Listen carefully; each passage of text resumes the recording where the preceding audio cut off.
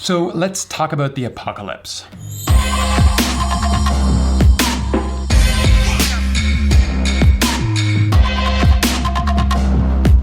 In the first two videos in this series, we talked about mimetic desire, how that draws us into conflict with each other as we copy each other, and how we alleviate that tension by finding a scapegoat to release our frustration and our conflict on. Then in the second video, we talked about how the Christian story both plays into that narrative that defines the human experience and then works to undermine it.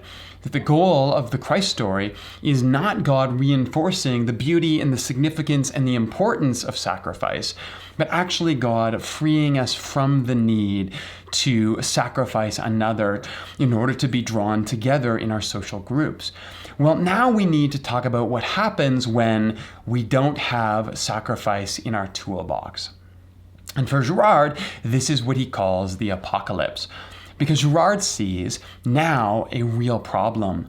If we don't have sacrifice, if we can't point to another to ostracize and push aside, to violently persecute in order to bring social cohesion to the group. Remember, the scapegoat mechanism doesn't work if you know you're doing it. So once your eyes are open to the Christ story, you can't victimize another to feel good about yourself. It just doesn't work.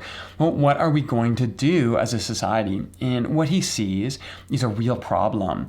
He sees this intermediary period where all of our systems and structures begin to crumble and our violence goes unchecked until we begin to figure out how to now live together in this new world.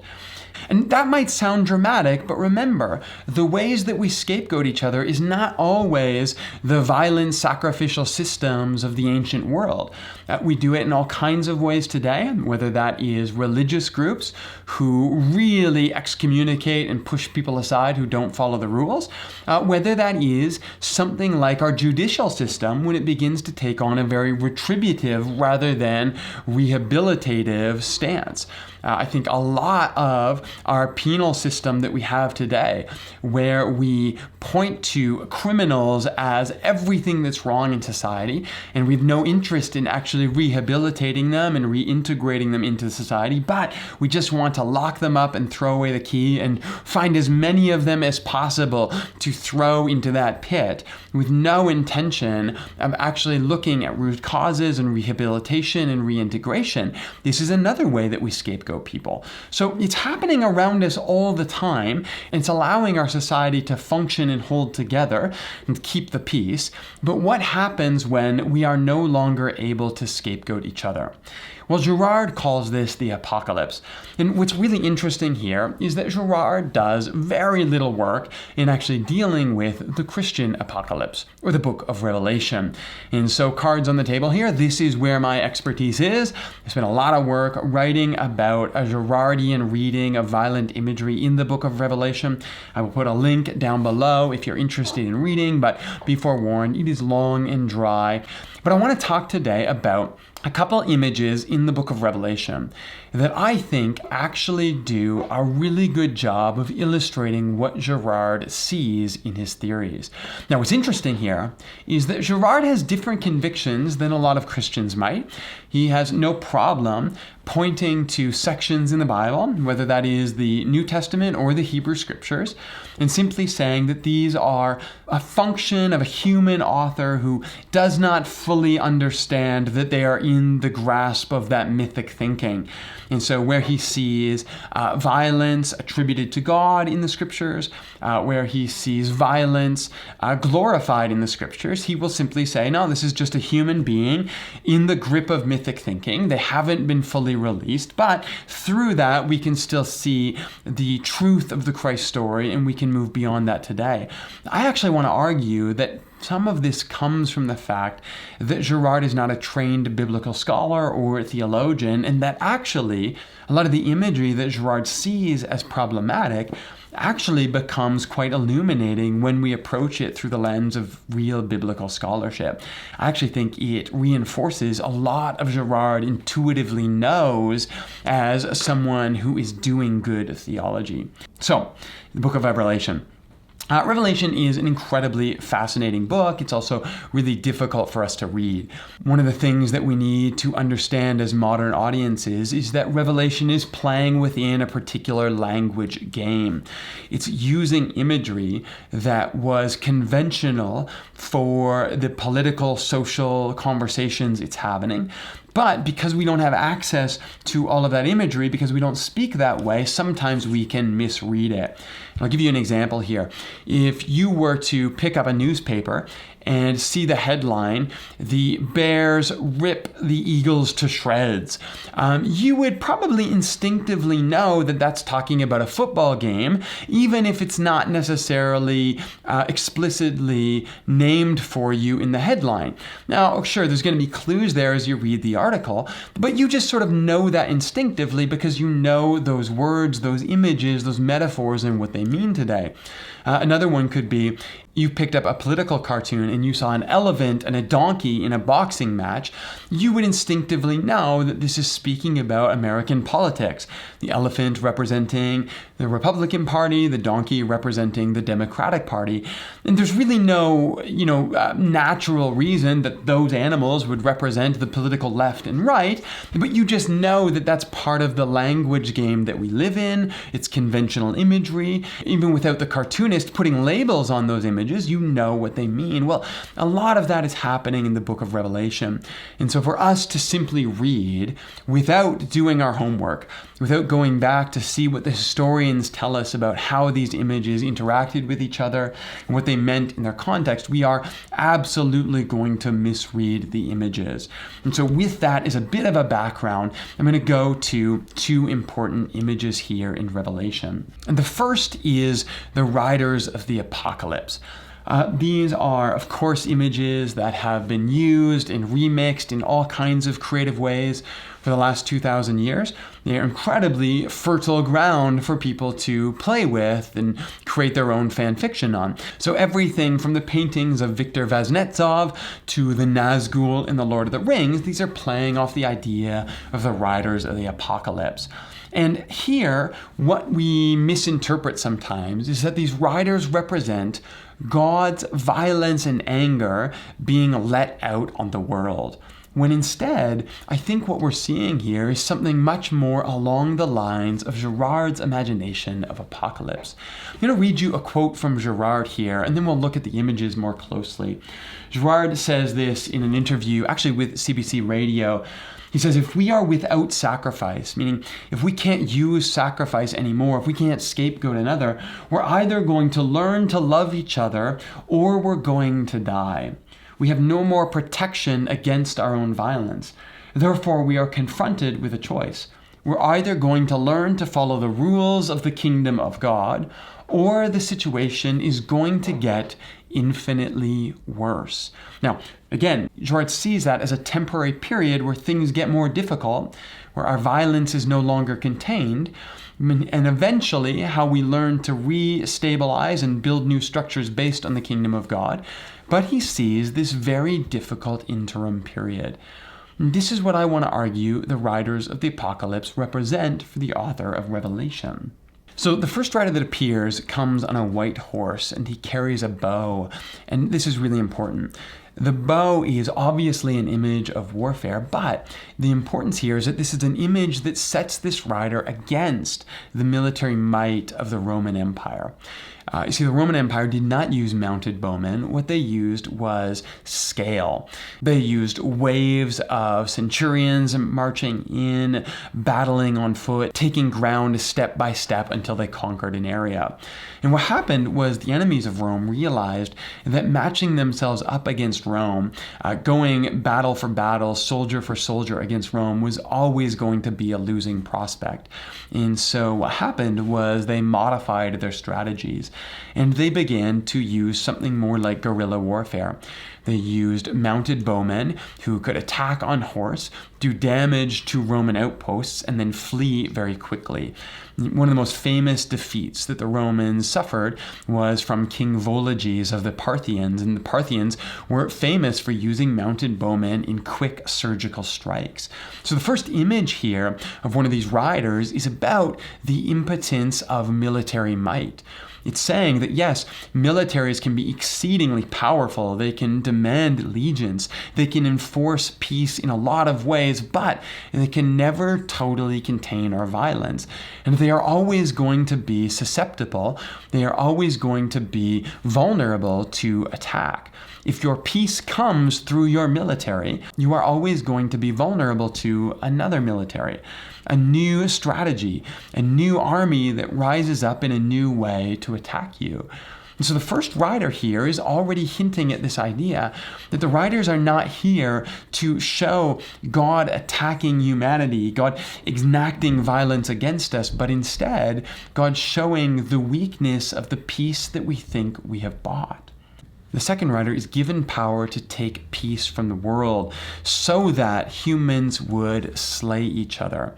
And again, you have this really interesting image because the rider himself is not the one enacting the violence. The rider is taking our peace away. Again, if our peace is based on the sacrificial scapegoat mechanism, if our peace is based on military might that enforces our idea of peace and ensures that everyone is forced to go along with our systems at the point of death, then taking that peace away, taking those systems away so that we slay each other is again another indictment of what our peace really is. Our peace only ever comes at the violence we enact against another. If that system is taken away from us, then our peace shows itself for what it really is. It's not really peace. It was an illusion. We actually see our peace for what it is, and we begin to turn on each other. The third rider comes out on a black horse, and this time he is holding scales. We're told that the economy sort of falls into ruin, and luxuries like wine and oil become cheap, and necessities like bread and grain become really expensive. Again, what we have here is not a rider who enacts direct violence on any of us, but it's a rider that shows our actual vulnerability. If our systems are taken away, and if our peace that's dependent on violence no longer works the way that it used to, then our economies that bring peace, our economies that bring stability, our economy that's based on those who are higher up the food chain and those who are lower down the food chain playing their role and staying in their lane, if that no longer works anymore, then we're going to have problems and instability. Finally, we have a fourth rider that comes on a pale horse. And this rider brings along with it disease and sickness and animal attacks. And this is an interesting one, again, because it seems to be pointing not to any direct attack from God or from the rider, but again, to this illusion that we have about what our peace can actually offer to us. I want to read you a quote from the philosopher Epictetus. He says, "Behold now, Caesar seems to provide us with profound peace. There are no wants any longer, no battles, no brigandage on a large scale, no piracy, but in any hour we may travel by land or sail from the rising of the sun to its setting." So the philosopher here, Epictetus, begins by, extolling the virtues of the Roman Empire. Look what Caesar has brought to us. Look at the peace of the Pax Romana and everything it promises to us. But, it says, can he then at all provide us with peace from fever, from shipwreck, from fire, from earthquake, from lightning? Come, can he give us peace from love? He cannot. From sorrow, from envy, he cannot. Absolutely from none of these things. And what Epictetus is saying here is that the peace and the Pax Romana of the Roman Empire is false. It only appears peaceful because Rome can force us to live by certain rules. Rome can force us at the point of a sword to get along with each other. But if that sword was ever taken away, we would then become aware of all the different ways that we are subject to a world that can be very hostile. love breaks down.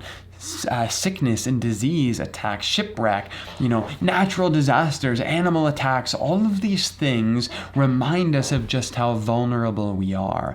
And when you have something like the Pax Romana, it depends on you not noticing those things. It needs you to give your allegiance to Caesar. It needs you to give your allegiance to the scapegoat mechanism and to the outsider being sacrificed in order for you to believe that it works and maintain your place within the system. If you begin to see the cracks in it, if you begin to recognize that actually the peace that Rome offers you is not really peace at all, well, then you're going to begin to question the system, and all of it is going to begin to fall apart. And so what the writers are doing here is they are not actually God sending the apocalypse on humanity. They are images of humanity beginning to recognize the cracks in the system. Remember, the revelation comes after the sacrifice of Christ, after the fact that we begin to see sacrifice for what it really is, and now we begin, through the writers, to see all of the ways that our systems of the generative scapegoat mechanism begin to crack. The way Michael Hardin describes this process in his book Reading the Bible with René Girard is that Christ is the new phase in human freedom, which is so total and so great that humanity actually becomes the victim of its own desires. Now it begins to crumble, our systems crumble, our peace crumbles, and we cry out in fear. The wrath of the Lamb that's spoken of in this section is the removal of the protection of the scapegoat mechanism. And is humanity now suffering with our violence, which is uncontained? We begin to do our worst to each other, our worst to our environment, our worst to everyone around us, and we see all of our sin, our violence, and our brokenness for what it really is, and it terrifies us. But the wrath of God is not directed against us. The wrath of God is when God allows us to see what we've really been doing all along. Because here's the truth, all of our predatory peace was never less violent than this. It's simply that the violence was directed away and against those who we didn't see ourselves in.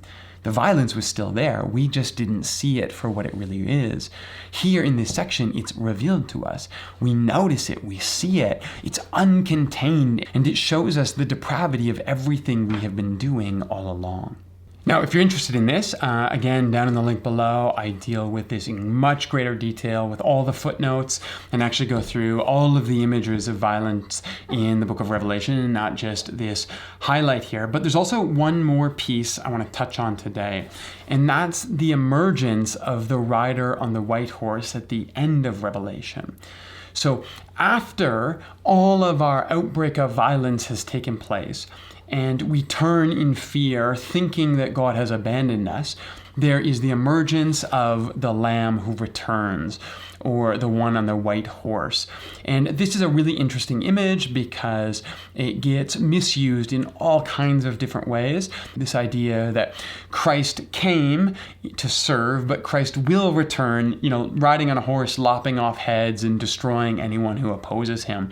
That is absolutely not what happens in the book of Revelation. I want to read here from Lauren Johns, who's a scholar, a Mennonite scholar, who talks about the book of Revelation, but he says here, in keeping with the pivotal scene in Revelation 5, that's where John hears one who is like a lion, but turns to see a lamb who has been slain. He's expecting to see a warrior god. Instead, what he sees is a God who becomes a sacrifice. But in keeping with the pivotal scene of Revelation 5 and the message of the book as a whole, the blood here is the blood of martyrdom. This contrasts with Isaiah 63, which is the source of this imagery. There, the blood is the blood of the enemies of the divine warrior. But here, John is, in fact, challenging the reader to look more carefully at his language and to interpret Isaiah 63 again in the light of the Lamb. The warrior himself is called the Word of God, and the only weapon is the sword that comes from his mouth. So even here, no real battle scene is narrated. This is not an image of battle. It's not an image of Christ returning, lopping off heads with a sword. This is again an image of the martyrdom of Christ, the sacrifice of Christ that illuminates us to the predatory peace that we enjoy, which calls into question all of our peace. It shows us what the world really is. It makes us to cower in fear, realizing what we have done, but ultimately it calls us to reconstitute our world in the light of the kingdom of God, the one who calls us to love each other as we are actually meant to. And so when we recognize that the rider on the horse, Christ's return, is not in contrast to the Christ that we see in the Gospels, but is instead the reinscription of the Christ that we know, the Christ who gives himself willingly in order to open our eyes to the predatory peace that surrounds us, all of a sudden it becomes more cohesive.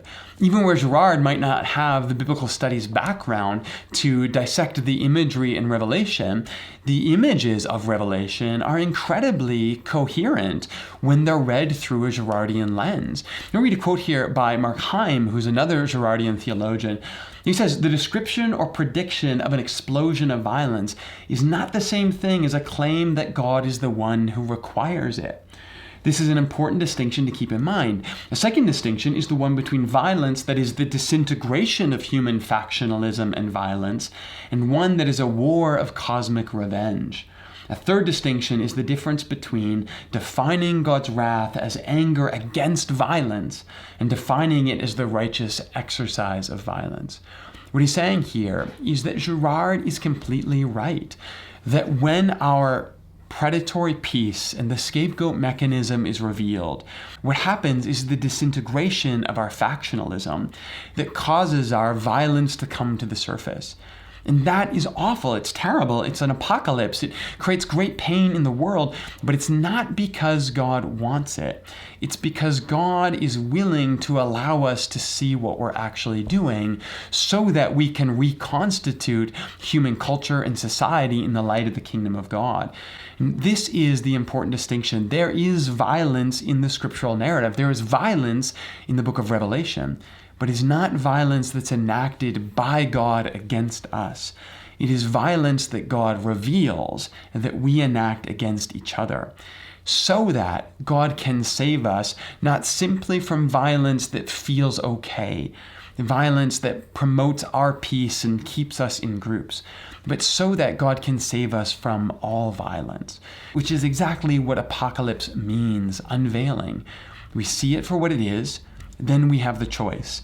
Either we continue with it, or we find a new way to move forward. And that is what we can talk about in the next video.